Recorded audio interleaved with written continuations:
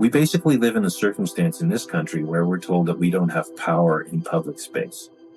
And that's a crazy paradox, because literally for thousands of years, in my case before the Celts were conquered by the Romans, we all believed that we had the power to do something in the space between our homes. In fact, the space between our homes was a commons that we all had access to and we could celebrate in and create within. Like if we needed a bench for an elder to sit on, we would just create that in the morning with some kids, and then they would learn about civic responsibility and stuff like that.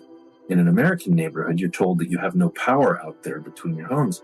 And that's basically, to me, that's violence against our identity as we experienced it for hundreds of thousands of years.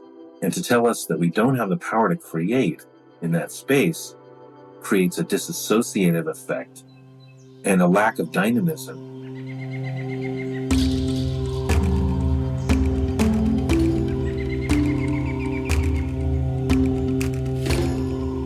Welcome to the Regenerative Real Estate Podcast, a show about human environments and how they can be used as a force for good. Conversations that educate and inspire people looking for a different way to do real estate.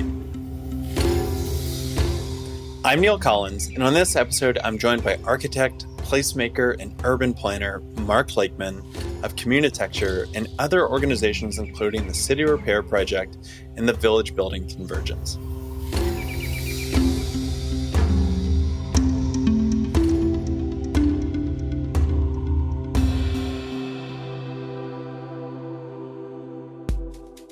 Some of you may know this, but before moving to the Puget Sound region, my partner Alyssa and I called Portland, Oregon home for close to a decade.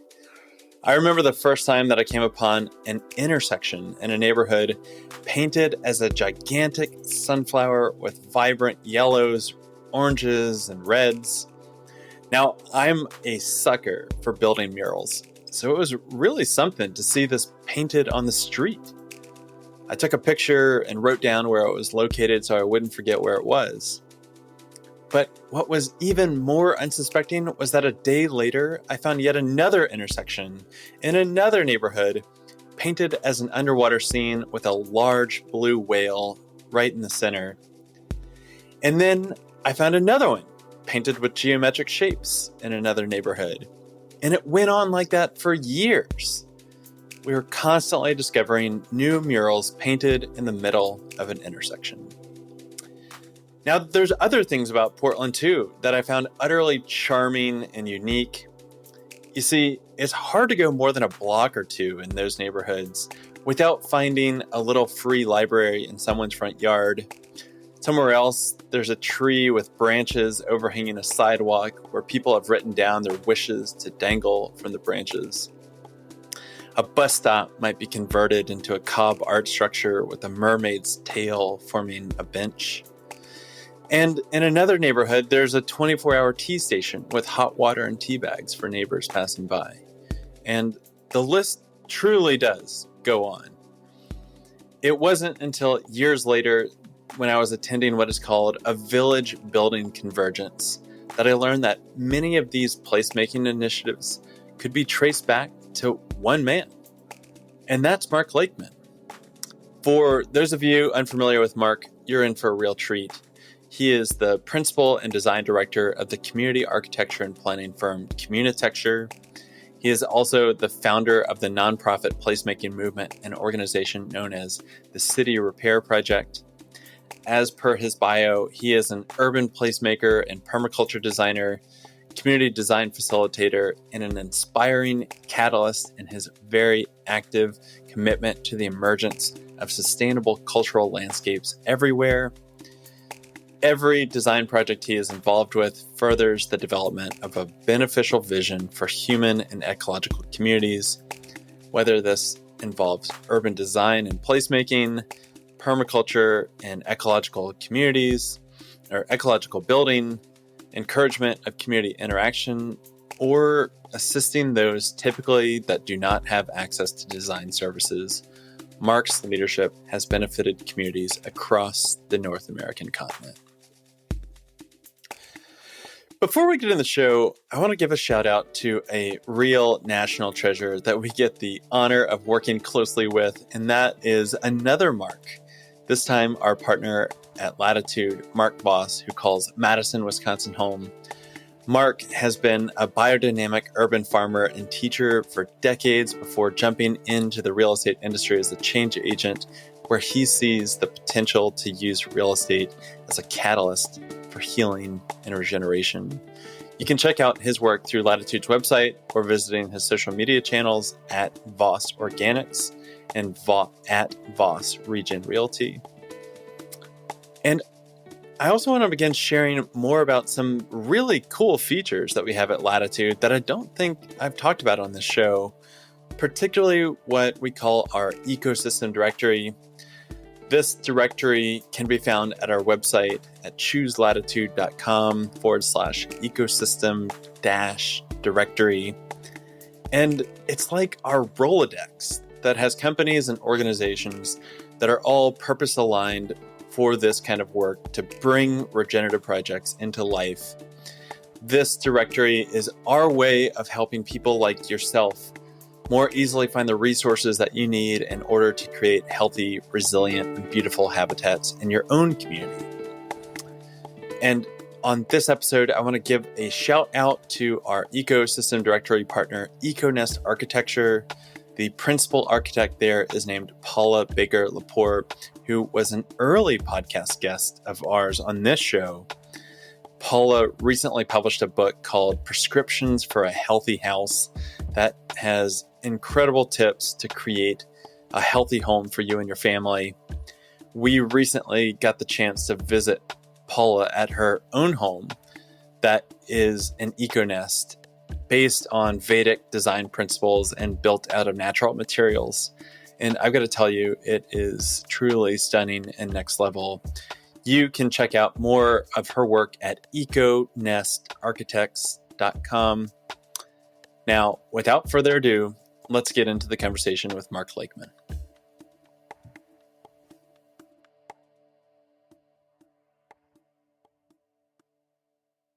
Well, Mark, I've been really looking forward to this conversation because I've actually had the pleasure of tuning into different talks that you've given, but also have lived in Portland that I know has been shaped by you in a lot of different ways, from like the really subtle things to like really concerted efforts.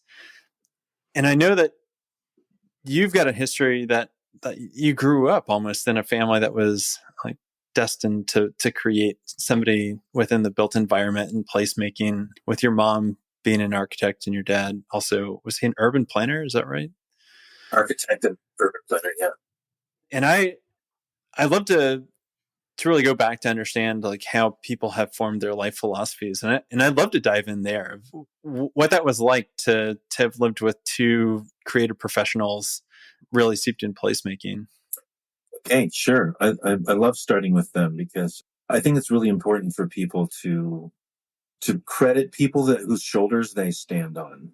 I've always had a problem with like individuating authorship because I feel like so much of what we do is cumulative. We're most effective when we honor where we come from and who our mentors have been, and then kind of standing in a humble place, we have more creative capacity. So yeah, crediting my parents is a great start. My mom's kind of at this point, kind of a grandmother version of Indiana Jones.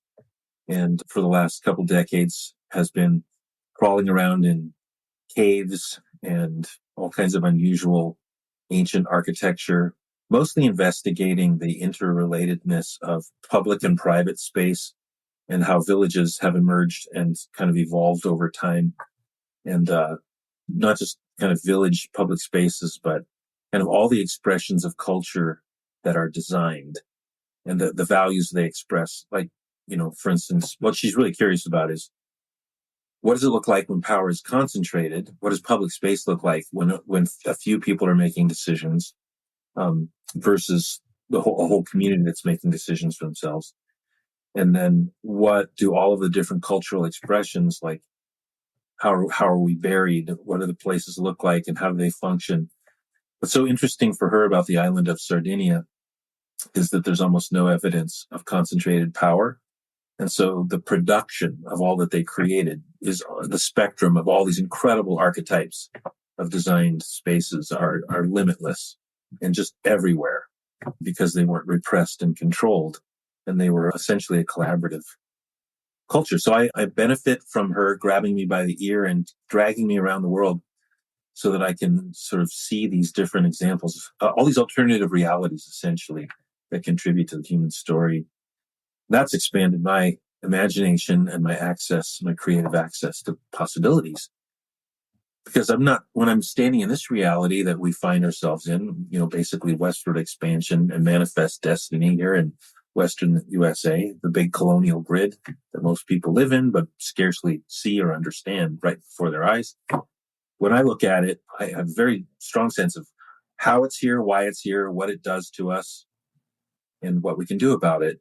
So she studies how villages are basically expressions of how human beings problem solve and adapt their lives, basically meeting their own needs and solving their own problems takes the form of villages over and over again that aren't just shelter, but they're receivers of light and they're deflectors of wind, and they adapt to the landscape and they capture the water and they result in cultural spaces and songs and stories and families that, evolve over time. So I've learned from her that basically how culture has evolved is through problem solving and then turning that into joy, into song and story and art and space and place. So that's my mom. My dad, both my mom and my dad come from Southern Ohio, where they emerged in the late 50s and early 60s, infused with all this, the spirit of the time. They took John F. Kennedy very seriously when, it's like, ask not what, your country can do for you, but what you can do for your country. So this call to service. And for them both going into architecture school, they were thinking that design was a means to create a better world. So my dad's story is that he's this completely irrepressible farm boy from Southern Ohio who wanted to just break free of the cultural stasis of that place and go westward with his little family to give us a chance to grow up in a more open-minded society, and then surrounded by all the Cascade Mountains and the amazing salmon streams everywhere. So he wanted to be here, but also he was hired to change Portland. He was hired to found the function of urban design in the city government. So his fingerprints are all over our signature public spaces of Waterfront Park and Pioneer Square and Markham Nature Park, Pearl District, the South Waterfront, like basically all of the foundational planning for revolutionizing what was just industrial space and turning it into, a new urban fabric was those foundations. And then the actualizing a lot of it was the work of the 60s and 70s into the 80s. So I got to grow up. Like basically my bedtime stories were my dad coming home at the end of the day and I'm waiting for the sound of his car coming up the gravel drive. I'd wait for him to come home and tell me the latest installment. And one of my favorite stories is him coming home and saying, well, we might lose my job tomorrow. We're going to end up living in a tent again. And that's okay because, you have to lay it all out there to make the world a better place. You can't be afraid. So the mayor's maybe going to fire me. And I was like, yay, I love living in a tent. That's been a lot of our life so far. I love camping with my dad and my mom. But he didn't get fired and the square was created. Like he was going around all over the city getting people to oppose the mayor and almost half the city council who were trying to stop the public square from happening. Because as Mayor Ivancy said at the time, if I let you create the public square, then people will gather. So, one of the things that people need to understand, and I'm really clear about because I grew up in these dynamics, is that public space, the existence of it, the administration of it, the access to it, but the existence of it, whether or not it even exists, is a political issue. Like, we live in a country where we talk about freedom of assembly and freedom of expression, and yet we have the fewest community gathering places of all first world nations.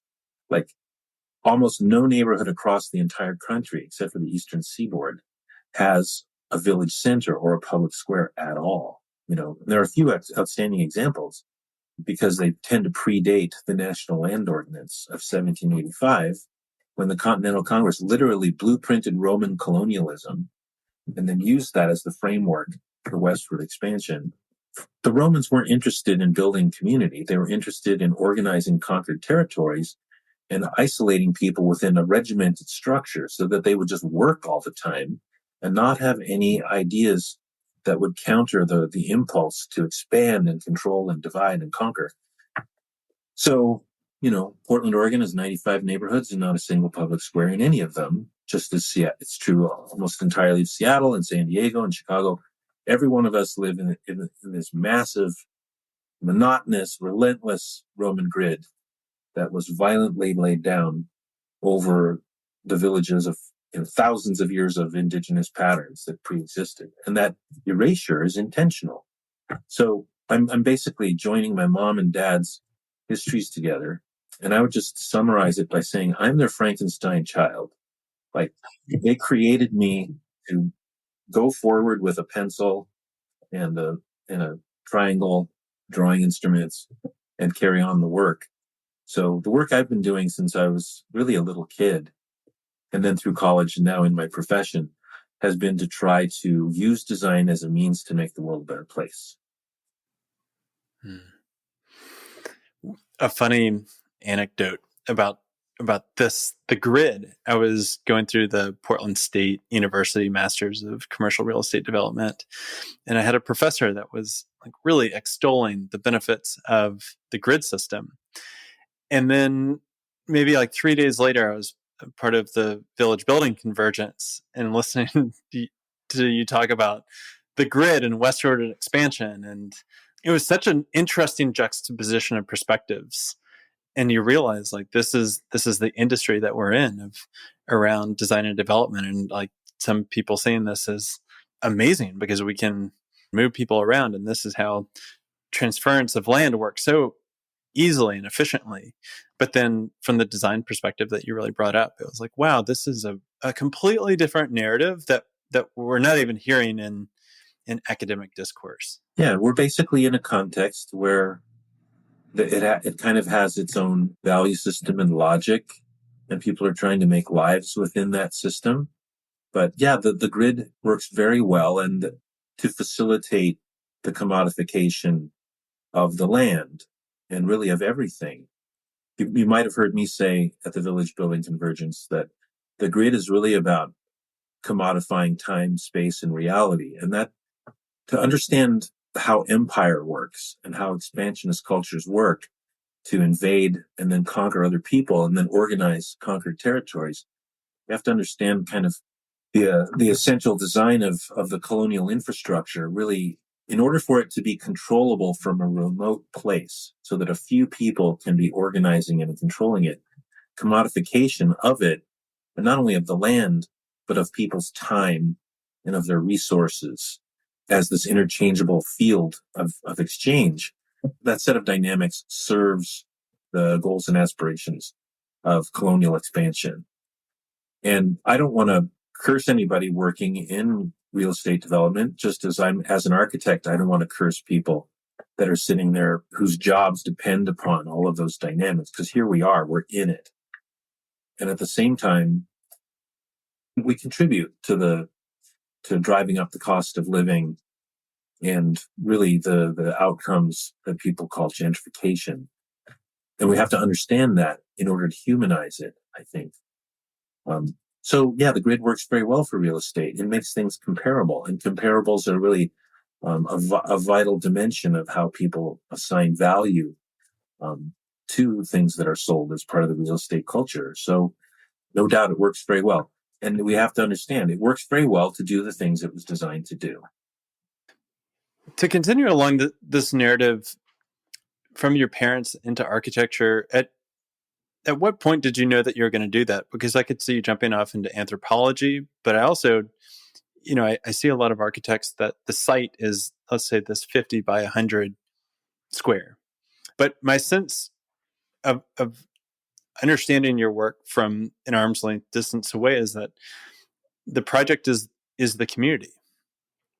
And that's a really interesting leap. And I'm curious, when when you started to make that jump, and was that really apparent that you were going to be going into architecture through advocacy and activism, or how did it develop over time? Yeah. Okay. Gosh. I mean, thank you. Thanks for bringing me back. Yeah. How did I get where I am? Okay. So there was this heroic urge, and my dad kept saying to me that design could make a better world, and we were missing community spaces. So I was helped in my formation to be conscious of that there was a designed absence.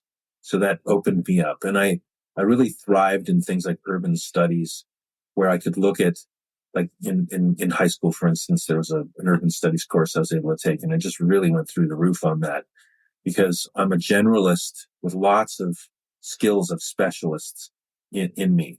Like I love doing all kinds of things, from hands-on things to big macro scale visioning. I love to implement things. I love to work with children.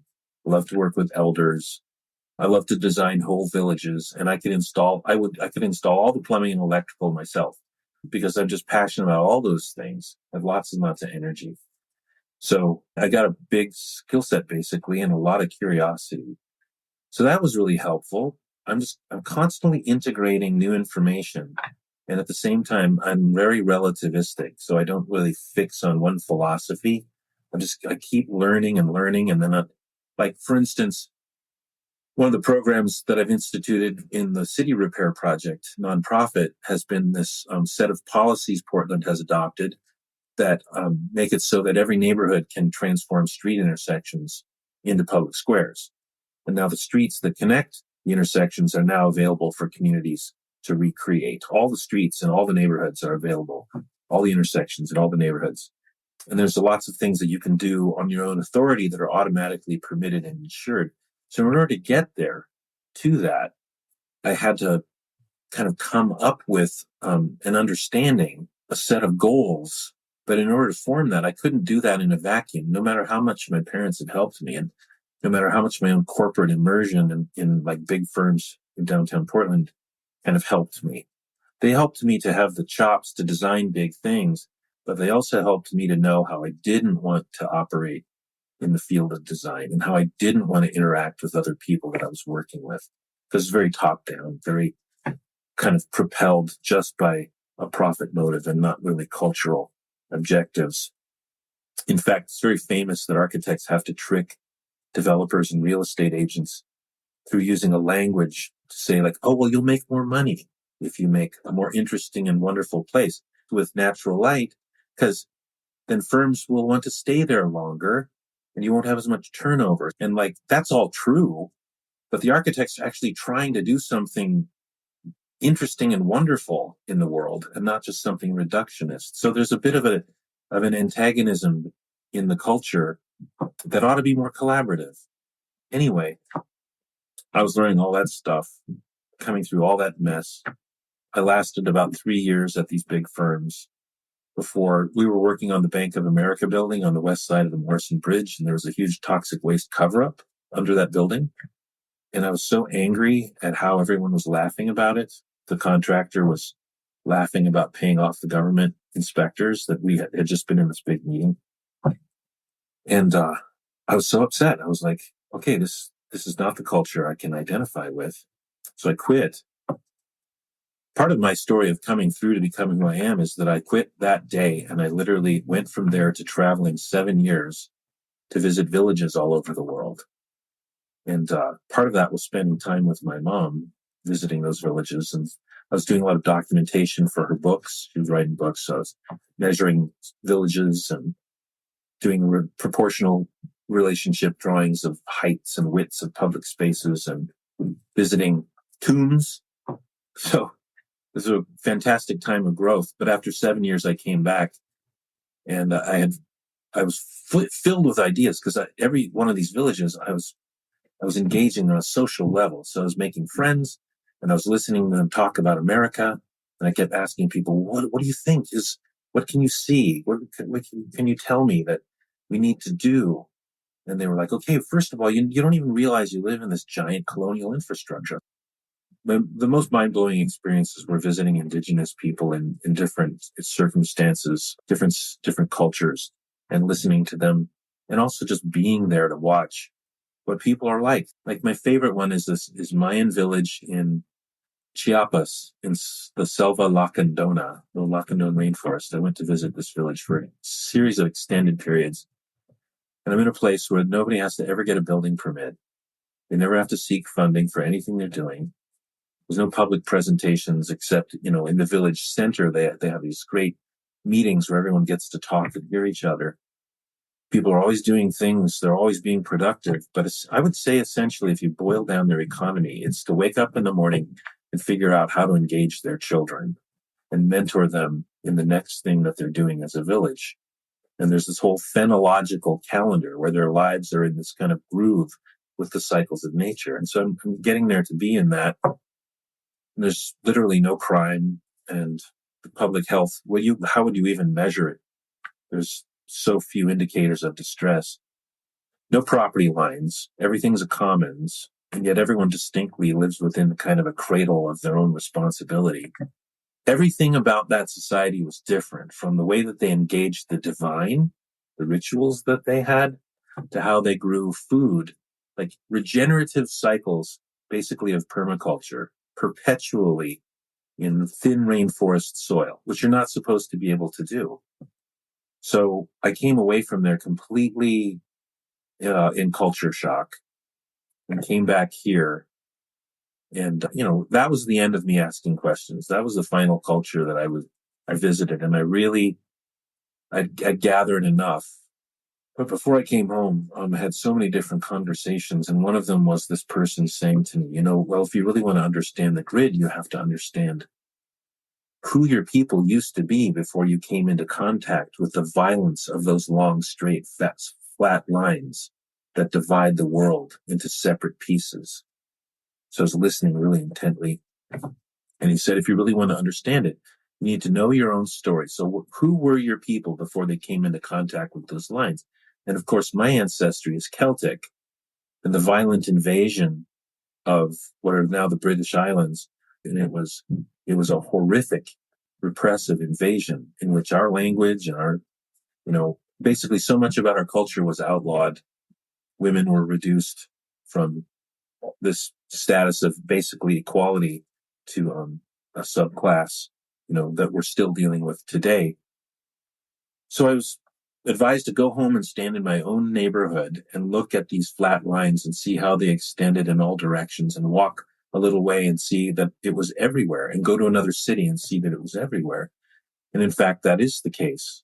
And there's not a single gathering place in my entire community. So I got to see that the consequence of what a great urban theorist from the 60s named Sybil Maholi-Nagy, she wrote the book, The Matrix of Man, which is the only comprehensive account of the colonial grid that I've ever come upon. She calls it totalitarian design, the idea that a few people can lay out the entire fabric of where other people will live. And those few people can decide whether or not any shred of cultural infrastructure will be included in the plan. People like Eli Spivak, who I work with as a developer in Portland all the time, every project that we've done together includes more and more infrastructure. And now he's trying to address climate change by putting in live workspaces so people don't have to commute. He's trying to make it as integral as possible with play spaces and, gardens and perennial growing systems, pollinator habitats. So he's integrating all the time. He's a great developer. He's a beloved developer. People love him. He's leaving a legacy of a better world wherever he can. And on the other hand, looking at the historical landscape that we've inherited, like Selwood, everybody loves Selwood and thinks it's a great neighborhood. At the same time, not a single public square, like no kind of infrastructure of urban agriculture, just really vast tracts of housing with Main Street commercial corridors, which is typical across the country. And yet it's lovely because, we're doing a great job of retrofitting it with lots and lots of trees and lots of native gardens and lots of individual agriculture. So we're doing lots of great things there. But the configuration across the whole country, and really it's true of almost all of North America, is that a few people design the reality that other people live in, toil in, with the fewest places for them to talk and even meet others. of all nations. And it's because of how it's been designed. It's been developed for profit without consideration, even for spaces where people would meet others. And so we have the most intense consequence in terms of social isolation of all, kind of expansionist countries in the world, like vast open spaces. And it's true of the whole of the Western Hemisphere, of places like Australia, everywhere where somebody comes and sets up a whole new system. But it's most intense for us. I feel like this is the conversation that people started to tune into because of the pandemic, but hadn't really been talking about the pandemic of isolation or epidemic of isolation before that. But I'm in this book right now called Urban Alchemy that is written from the perspective of what happened with urban renewal programs in African American communities and just getting ripped apart by these policies and really having this longing grief for what home is. And it had to be, and doctors just prescribed it as nostalgia, this like loss of home. And I think a lot of people right now are recognizing that there's something broken within their spaces. And that takes real courage, I think, to just recognize we need to revitalize, we need to regenerate. But what do you think? What are the patterns that we can start to grasp onto to initiate the coming together to rebuild the village and to integrate community? Yeah, this is so exciting to talk about. The fact that I'm going to talk about these wonderful design patterns that can be retrofit and give a little bit of background to them. I'm so excited that I've just had a meeting with Safer Blocks in Portland. They're kind of a PBOT funded organization with a few $1 million to spend in the next year. And I think one of the ways that money's going to be spent is in the answer to your question, with Portland as a big petri dish to show the rest of the nation how to do this. It's so exciting. So, for instance, let's talk about Brentwood Darlington in Portland, Oregon as an example. So here's a neighborhood. It's basically a rectangle. It's got maybe a couple of streets coming in. It's just basically the grid. There's nothing that descends. There's no forest. There's no stream. So we had a workshop there in Brentwood, Darlington one time years ago. And we presented the placemaking patterns that were distilled by Kevin Lynch in his travels. He's basically an academic. And he wrote this wonderful book called The Image of the City. I think it's a little dense to get through, so I'm just going to present a bulleted list here. And this is actually a modified version of Kevin's list. But Kevin's list is basically the outstanding design patterns that characterize the most economically and culturally, artistically robust villages in the world. So if you go traveling around the world and you find a village that's just very attractive, you'll tend to find these characteristics, these recurring patterns. And they're not details, they're patterns. So here they are. The most memorable villages, the ones that kind of are indelible in your mind, will tend to have some sort of discernible way that they begin and end. And obviously that would be true of a medieval village that's set up to be defensive with some kind of castle wall. And that's beautiful to us now. Back then, of course, it would connote, like, oh, whoa, they're defending themselves against something intense. But there are villages that don't have distinct castle walls. They also just have really smart edges where farmland begins and ends, and they manage to stay within their boundaries. So it doesn't have to be a defensive wall, but so boundary or precinct edge, whatever you want to call it. And then when you approach the form, which is it's a beautiful form. I think of San Gimignano in Italy with all of these towers coming up. The towers are lovely to us now, but back when they were created, they were for shooting arrows at each other between families. Okay, so something about the form is lovely to us. We love looking at the sunset through those towers. So the form, the overall form, that's number one. Number two is as you approach it, it's not just a perfunctory portal for coming in. It's something that welcomes you. Like the best villages make a big deal out of the fact that you've arrived. They're like sculptural, some glorious arch, some bougainvillea dangling over, some memorial fountains, some kind of artistic expression. Think of the Lion's Gate at Mycenae in Greece, the palace of the great king, Agamemnon. So like they really celebrated that. Like this place is a big deal. So portals, you could call them gateways or portals. Then when you enter, this is a tough one for an American, but the pathways themselves are a design element.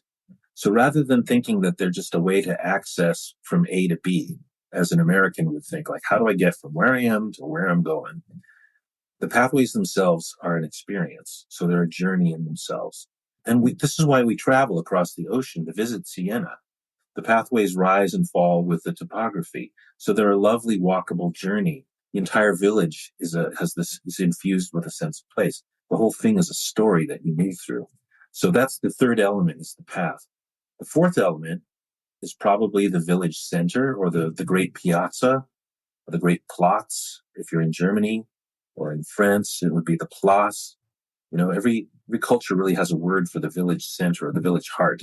So in Siena, of course, everyone wants to get to the Piazza del Campo, which is where it's this great kind of cradle that faces the sun and has a great tower that's a sundial that sweeps across, the shadow sweeps across the surface of the piazza every day. Everybody goes to see that. And that's where they have their great cultural festivals and stuff, the great horse race of the Palio of Siena. So that element is this distinct commons where everyone in the entire village can fit, and they all feel like that they all belong to it and it belongs to them. So it's this great uniting presence. Every neighborhood in the whole country needs this. And then the next element, the fifth element, would be all these nodes of other kinds of activities. Like, for instance, in Siena, they have multiple contrada. These are neighborhoods, but it's the Italian word, the Sienese word for the subsection of the village. Each contrada has multiple piazzas. And then around those piazzas are the cafes and bookshops and flower shops and stuff that vitalize the edges of all of these subspaces. And then there's usually a museum in each contrada that tells the story of that part of the village. So that's not the final element, though. The final one is the most ubiquitous. It can happen everywhere, anytime, and it can be permanent and it can be ephemeral. And these are places of memory. Kevin Lynch called them monuments, but basically they're things that punctuate the landscape. So you could be walking along and it could be a fountain, a sculpture, a plaque, in a kind of a more conservative environment, that's what it would look like. But in, a USA neighborhood, it could be some, installation. It could be some goofy thing. Like, I like to hang poetry from trees. I like to hang ribbons from trees. I like to get together with kids and stamp with big giant sponges dinosaur prints on a sidewalk that connects the houses of a couple of first grade best friends to each other. I like to do that with kids. And that's kind of like the effect of the place of memory, or the monument. You're punctuating it with some expression of love or information. It's a wide spectrum, but those are 6 elements, and every neighborhood can feature those things. And they don't if you continue to believe as an American citizen that you don't have the power to do it. I want to belabor this point a little bit. We basically live in a circumstance in this country where we're told that we don't have power in public space. And that's a crazy paradox, because literally for thousands of years, in my case, before the Celts were conquered by the Romans, we all believed that we had the power to do something in the space between our homes. In fact, the space between our homes was a commons that we all had access to and we could celebrate in and create within. Like, if we needed a bench for an elder to sit on, we would just create that in the morning with some kids, and then they would learn about civic responsibility and stuff like that. In an American neighborhood, you're told that you have no power out there between your homes. And that's basically, to me, that's violence against our identity as we experienced it for hundreds of thousands of years. And to tell us that we don't have the power to create in that space creates a disassociative effect and a lack of dynamism that disengages children and makes them kind of wander without understanding that their agency can be focused in constructive ways right where they live to make their neighborhood a better place. So I'm just peeling the lid off of a whole bunch of issues right there.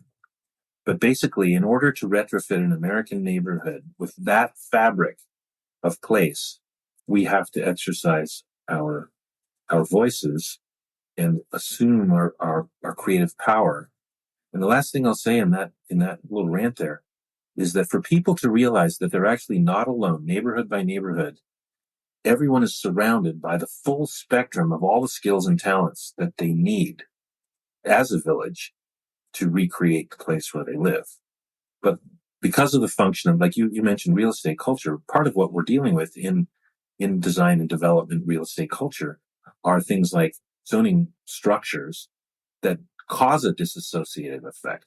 Like here we are, we all live together, but because of the design of the city, we all have to leave each other at the start of the day and all go elsewhere away from where we live to earn the currency to then pay for where we barely get to be back where we supposedly live. And that design is a designed sort of deconstruction of the village. So to say, oh, we're going to meet the challenge of climate change while we make our children healthier, while we try to become a more resilient, interconnected society, it means you have to be able to live and work in the same place. So at the end of the day, you don't just have currency, but you have stronger, deeper relationships with the people that you're living and working with. That is probably the most essential pattern of all the villages that I've visited in my life. They have the power to live and work together, and they have power of place. So they can solve their own problems. They're basically their own government, police force, fire department, their own mentors for their own kids. They teach their kids, they model for their kids. Anyway, I'm summarizing a whole lot right there. I love it. And I don't want to even pick some of these things up that I had jotted down. If we should go deeper on this, I'm really curious because we're now looking at an arc, even a multi-generational arc of creating place that has been written up and modeled with so many different cities around North America. What are some seeds that you might have planted a while ago that have come to fruition that you're really proud of, or are still paying attention to, of trying to encourage them to come forth? Thanks. Well, this is where we actually help the listeners understand how this all takes shape. So back in 1996, I got together with these kids in my neighborhood back when we were doing the first transformation of a street intersection into a public square. And this was the model that inspired our city council to unanimously legalize this kind of project. And when I say legalize, not just adopt the policy, but to actually retroactively legalize something that we had done that wasn't legal. Well, on the southeast corner of that intersection was the first little free library in the world, officially. So these two little kids on the corner, they were neglected foster kids. You could hear them sometimes being yelled at by their foster parents. And nobody was really spending time with them. I knew that. So I got together with these kids, and all that traveling I had done had taught me, I'd learned the joy of being facilitative, like a dad gets to be. I got to be like a dad before I actually had a little daughter, which I have now.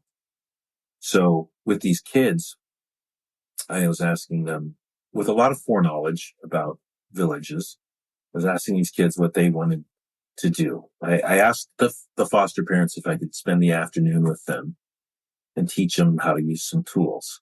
Pretty sure that they had never had anyone help them with that. So the girl Siobhan and the boy Timmy both talked about loving books. So I said, okay, well, how about if we make a place for books? We're very excited to do that. And we're like, where are we going to get the materials? So the Socratic method, like the kids turned to this demolition site where a house was being torn down. And we walked over to the site. We pulled out an old window and some boards.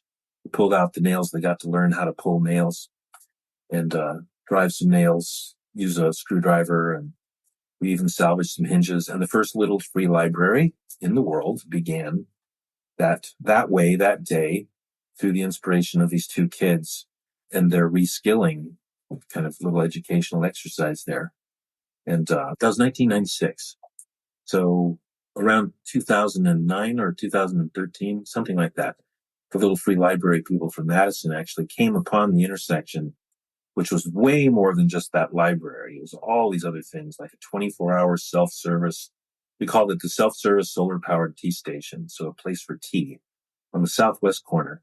and all these little amenities around the space, a little library, an art museum, a self-service chalk dispenser, pavilions for sitting under, a kid's playhouse wrapped around a tree, all these features on the corners. And this was legal now. This was our, initially illegal installation, and the city council loved it so much that they legalized it. The Little Free Library came along, the founders, and saw this thing, and they thought, well, we have the prototype, so they could replicate it and make it into something that people could just purchase, and really they would help it to expand rapidly. Quite honestly, I always expected it to somehow travel all over the place, and they really have done that job beautifully. But yeah, so that's one of the earliest innovations. And the reason that came about was, we were trying to do something that was endlessly replicable, and it made an ecological statement. And for me, I'm always looking at ways to get lots of things to happen out of even small gestures. So the beauty of a Little Free Library is you can get kids involved. You can put it in public space. It calls the question of whether public space is just for cars, or is it also for people. And then when you're using recycled and natural materials, you can be making an ecological design statement. And of course, you're saying something about the value of learning and education, the letters. So all of that was placemaking. And I think we've contributed powerfully to the placemaking movement. And first of all, by pointing out, our early struggles with the Department of Transportation were tragic and hilarious at once. But for me, as the son of my father, he would come home to me and say, these bureaucrats really hate their jobs. They're having to say no all the time. They're just processing things. They don't get to be creatively engaged. I can't tell you how many times my dad has railed against the fact that all these people that are in charge of civic infrastructure don't have any background in anthropology or public health. And planners don't even have design classes in planning school. And yet they go in wanting to make the world a better place. And when we had broken the law and the city council approved what we did, transportation was so angry at us. And they're like, we sat down with them and they said, you've embarrassed us. You've gotten away with this thing. Why should we even be helpful to you? And my little 7-year-old self, listening to my dad, had an answer, and it was still in there. And the answer was really sincere. And it was, you guys want to have more creative discretion in your work. You want to be able to address civic benchmarks and have a more enjoyable experience in your work, truthfully. And besides all of that, your own neighborhoods don't have a single public square either, and all of which was true. And they could scarcely believe what they were hearing. I mean, I remember them almost crying. I'm quite serious. This bureaucrat was like, nobody cares about us. But let's be clear. Don't bullshit us. Nobody cares about us. But for me, I was taught to care about them because my dad was one of them. So it was true. And that's why the whole project has moved ahead, because it really is true. That every DOT, Department of Transportation in the country, town, city, county, state, fed, every one of them is administrating vast amounts of public space, a greater proportion than parks bureaus or national park systems. They actually are doing that, and yet they come at it from an engineering background. And you would think, well, they don't have an interest in anthropology and placemaking and sociology and urban design and all these other things that they should have an interest in. Well, they do have an interest in it, and they do love having more fun. So I can tell you, like in Portland, the last probably 4 or 5 executives in charge of the Department of Transportation here, Portland Bureau of Transportation, has been hired expressly to increase, sort of tip the balance even more toward placemaking in the public right-of-way and away from just seeing it as a traffic corridor. So our right-of-ways are becoming verdant places that not only slow traffic, but encourage people to come outside and interact. We're actually closing lots of streets around the city in order to retrofit the city with hundreds, if not thousands, of community gathering places. So I know that we've contributed to that permanent effect. And here's the secret. We haven't been focused on the thing. We've been focused on the awareness as a culture and the values. So helping everyone get there together so they identify with why we would do this is a way of creating a lasting effect that can actually transcend the change in political landscape. As leadership goes back and forth, if we can have a culture in the city, not just the bureaucracy, but the community itself, where the bureaucracy sees that it is the community and the community sees that it is the city, then we're going to be able to move forward and be increasingly resilient. Our public space needs to reflect that idea. So instead of us focusing on the physical space, we've been focusing on the cultural impact that creates the physical space. And so it's been resulting in physical spaces all over the place. Everybody wants to keep doing it. I'm like finding myself just kind of enraptured because I'm curious about how you really facilitate that. What is the best lever that you find to help people understand the purpose and the cultural impact? Is it through facilitation? Is it through design? Or maybe it's something else?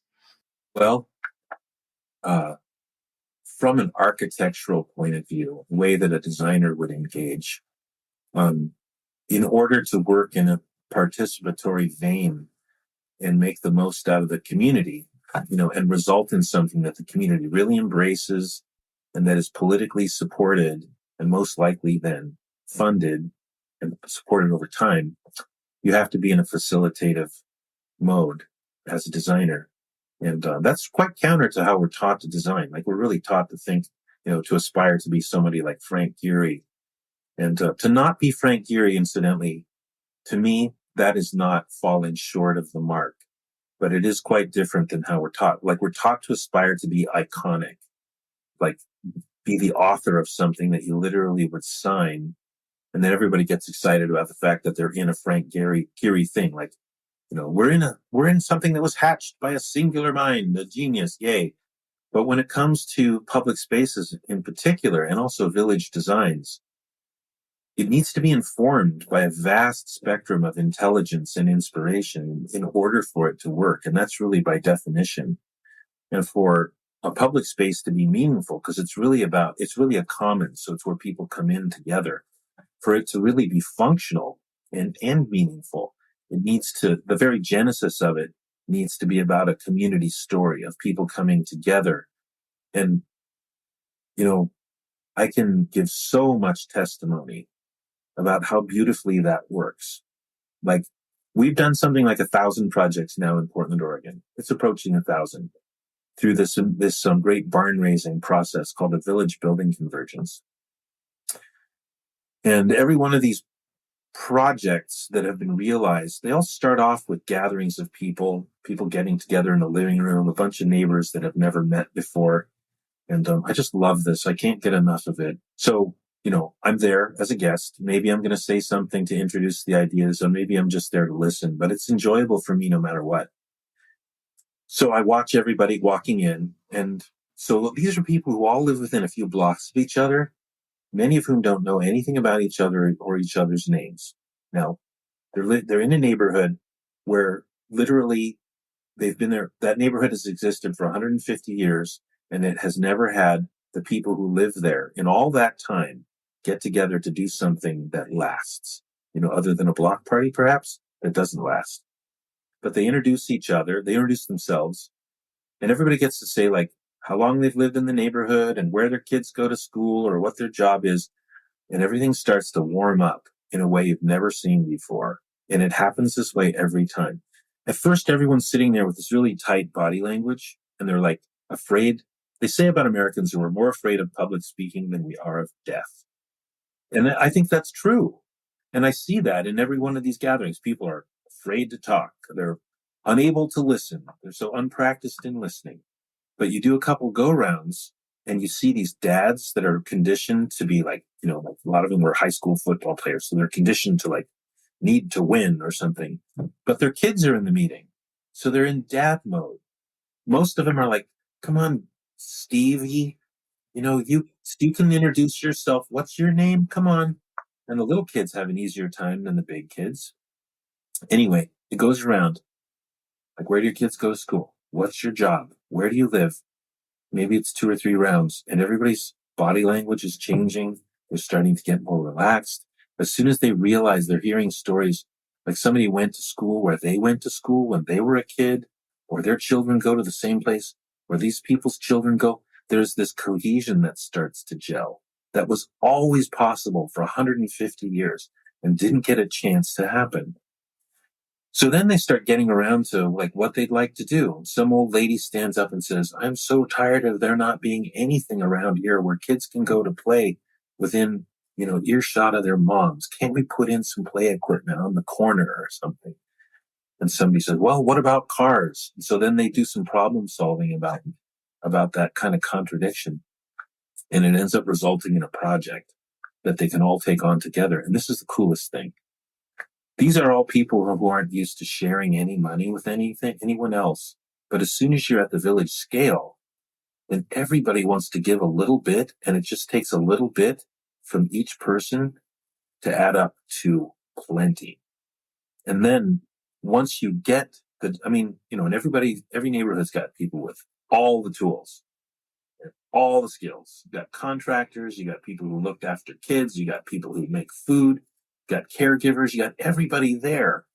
They've got all the technical knowledge and all the tools necessary to do anything they set their minds to. So they decide that they're going to do something, and they're all emotionally engaged. So they've got everything that's needed to actually get there. So one thing that we do that, part of the answer to your question is we ask people to hold back from deciding how much they can spend so that conversation happens after they get excited about what they want to do. And then you're not talking about money anymore. You're talking about every single form of capital that has been identified, definitely human capital and natural capital, and money's just just like 8 forms of capital, and money's just one of them. So in the end, it's mostly just people contributing what they have and their energy and then needing very little in the way of money. And the accounting's totally decentralized. You don't even need to keep track because people are giving because they care. And that's how these things happen. And that's really the genesis of a village, people not having a scarcity mindset. Let me put it this way. Americans are starved for a sense of being part of a greater whole. We've been individuated since we were little kids. We've been taught that we're separate and alone. I mean, even our prevalent mythology is like, you'll be found in the book of life. There's your name. Where our judicial system, individuates us and doesn't really account for the circumstances we've grown up in. These retrofit strategies are really an anthropological fantasy in a way. Like I geek out personally on helping these things to happen because you get to watch the reestablishment of essential settlement patterns that found whole civilizations, but one little neighborhood subsection at a time. It's beautiful. Can't get enough of it. Watching dads open up and learn how to speak publicly and watching kids take their first sort of steps artistically and all the joy that gets unleashed and people really identifying with each other and feeling, I know they're feeling healing and I know they're feeling wholeness. And they can scarcely identify what they're feeling. It's just wonderful. Here's the thing. Americans move every 4 to 7 years. And the neighborhoods that have been doing this the longest, my neighborhood has been doing it the longest in Portland, people almost never move. And when somebody does move, they're usually replaced with a family that has children. So the amount of children that are engaged and out playing in the street together, it's extraordinary evidence of the efficacy of this work. Then that tees up a really interesting question, and I'll give a quick context to it. I was hanging out with a group of regenerative farmers a couple of weeks ago, and for them, regeneration was soil. It was moving, grazing animals quickly over a landscape, mimicking natural herds. And I said, yeah, what about community, though? What about regenerative design? And for a lot of people, I think they hear regenerative design and they think circularity and living buildings and all this stuff. What's your take on a regenerative community, a regenerative design? Like you do ecological design, you do all these things, but I just feel like you might have a different answer than somebody like Jason McLennan. Well, I think my answer can vary depending on what we're emphasizing in our conversation, but it does happen. I've been working on a lot of regenerative farm designs, and one thing I'm excited about is that so many people that are coming in to work on these things, these initiatives, growing food and building soil, while that is um, one of their highest priorities, they also are coming in with a lot of other priorities that they want to integrate. For instance, my friend Patrick has an 8-acre site on the Clackamas River, and he has this kind of remnant old Christmas tree farm on his site. And all these trees have kind of bolted and then they've been thinned. So they're kind of substantial, but they're very vertical. So that's becoming part of this other dimension of the farm in the form of kind of like an Ewok village of all these elevated platforms and bridges connecting them. That's part of almost like a rope course. It really isn't like a rope course. There's going to be zip lines and stuff. So he's accommodating gatherings of men on his land. This is his passion. He wants to get men on his land and have them go through kind of healing, co-counseling like processes. So he's installing this whole program of outdoor kitchens and indoor gathering places and hearths and sacred spaces, and this kind of this Ewok village, but it's really designed to serve people with, masculine affinity, to like climb things and jump on things and risk things and then sweat together and build things together and then get together and tell boy stories, you know. So he's using. Please tell me it's called Iron John. That would be so Well, good. certainly it's probably going to be required reading there at the institute there. So that's just one example.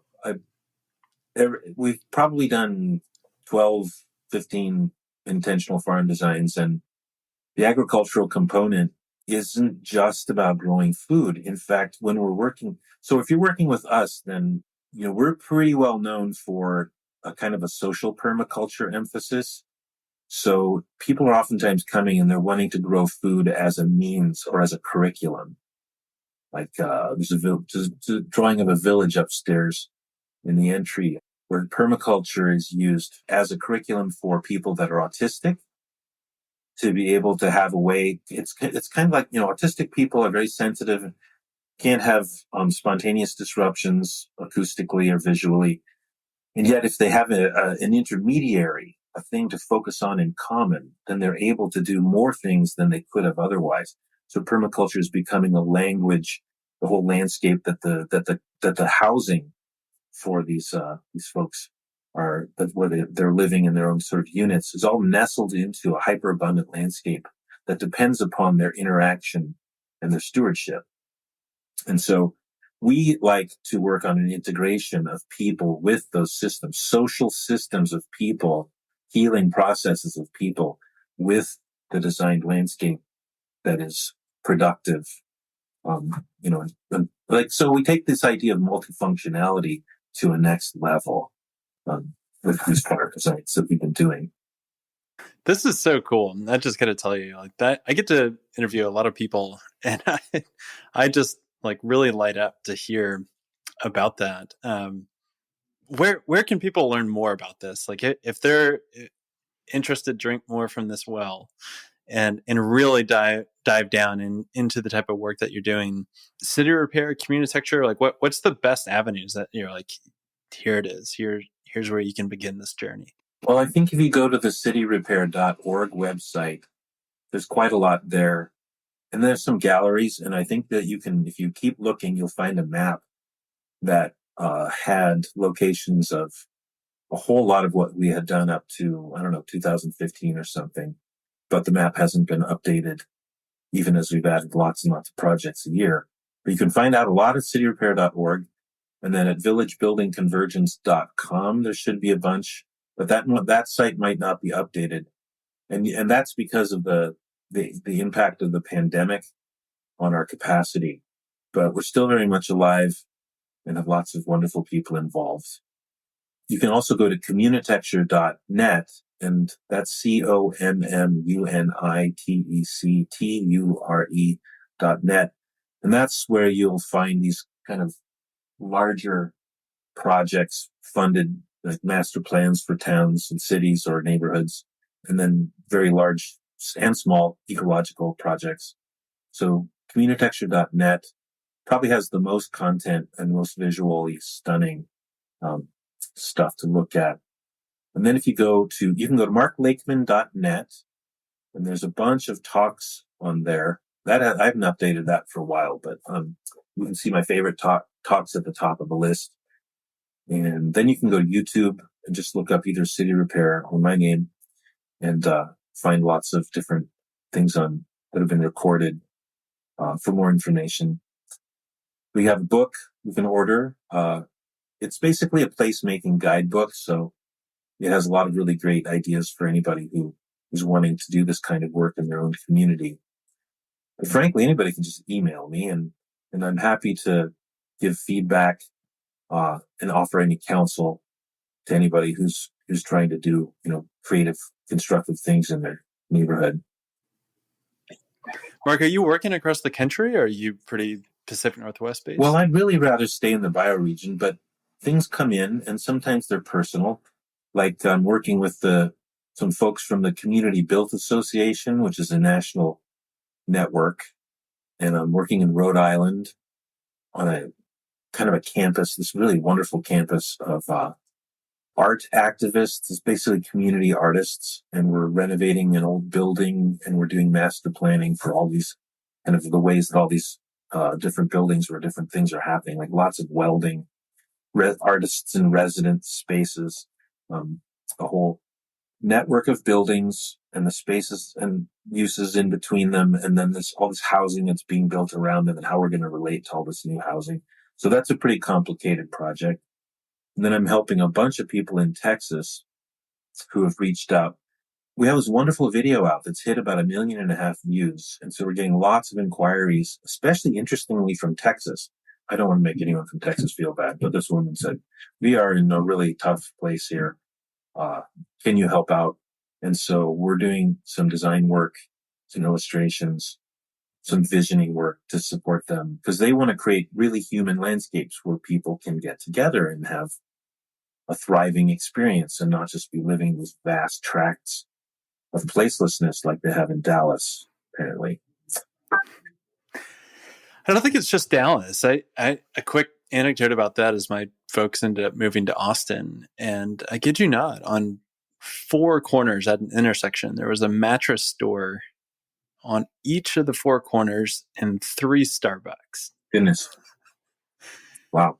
And you just, there's a lot of repair that needs to happen. And if I take anything away from this, that it's like, see opportunity and hope and joy, and lean in.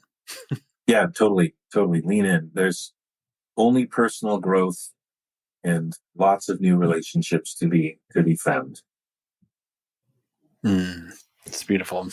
Mark, it's been a pleasure. We're going to link all these things in our show notes and to the book that you mentioned. But thank you for coming on. And it, like I said, it's so fun to be able to actually put context to this, of living next to an intersection where there was a big mural painted and people came out and did that, and stopping off at a little free library or sitting on a cob bench and just seeing the little touches all around the city, and then seeing those things just ripple out into the world and in other cities. Like what an incredible legacy to be able to leave in like large and very small ways. I would say that one of the things I'm really hoping that everyone gets to enjoy in the future is a change in mindset. Instead of coming and imposing and projecting like an aesthetic judgment, to lean in, as you said, and learn what the story is, because you're looking at metaphors, you're looking at handprints of people in a process of growing and changing and finding their voice and finding their stride. And when you do it that way, your heart gets to be filled and you get to be delighted instead of disappointed, perhaps, or satisfied in a certain ordinary way. So that's I think, one of the greatest personal effects of the better world that we're all, I would say everybody's really on. I like to think that everybody's ultimately on the same side. And the promise of a better world is aesthetic satisfaction and spiritual fulfillment. And that's what keeps me going all the time. I'm focused on that. That's amazing. With that, we'll have to pick it up from there for round 2 in the future.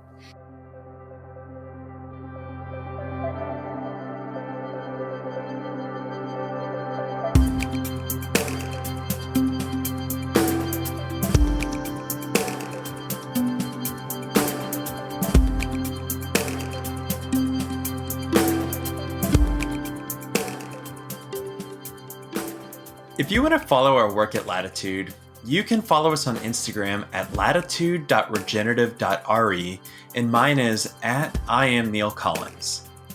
We inherently believe in the potential that comes from connecting value-aligned and purpose-driven people together in community. That's why I encourage you to join our mighty network and introduce yourself to the other people working across the globe to advance a more regenerative, resilient, and beautiful world. Here, we want to know what you're working on and what inspires you. Through this platform, you can attend live events, take courses provided by our podcast guests, and create connection with other people and businesses that share your same passion. To join, find the link in our show notes or visit our website at chooselatitude.com. If you'd like to support the show, please share it with your friends and be sure to follow us on your podcast app so that you always have the latest episode downloaded. Another way to support our regenerative field building is to leave us a rating and review on Apple Podcasts. Positive ratings help attract amazing guests, and they can be the deciding factor for someone else to tune in and listen. And who knows, maybe this is the kind of motivation that it takes for them to finally decide to align their profession with their sustainable and regenerative values and become a positive force for good within their own community. This show was produced by myself and edited by Anthony Wallace and offered as a part of our work with Latitude Regenerative Real Estate.